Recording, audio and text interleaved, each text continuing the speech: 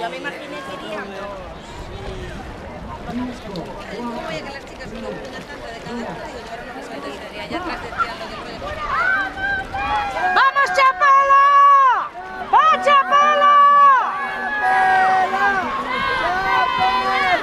¡Venga, vamos! Dios, vale. Mañana se puede dar corta césped, rapaz.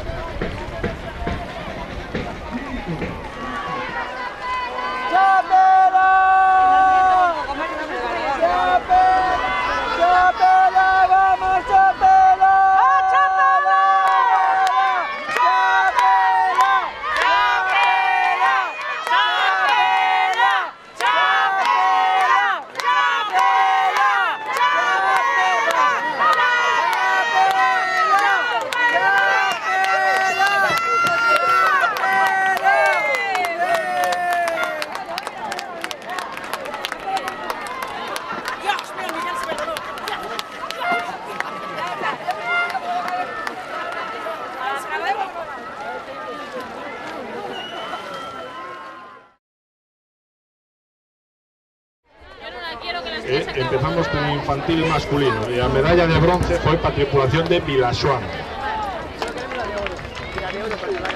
Que suben ahora los chavales de Vilajoan.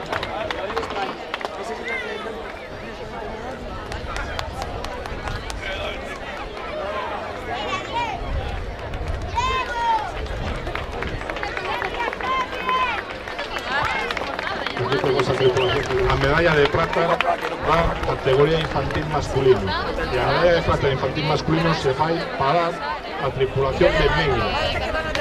San Bartolomeu de Meira, San Bartolomeu, por aquí andaba cerca. La tripulación de San Bartolomeu. Aquí veñen.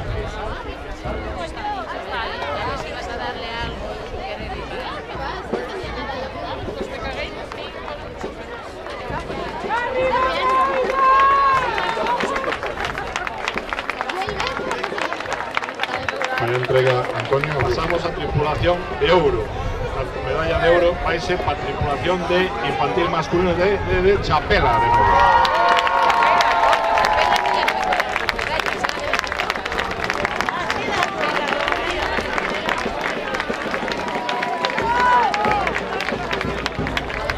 Aquí tenemos a medalla de oro que se va para tripulación de Chapela de infantil masculino.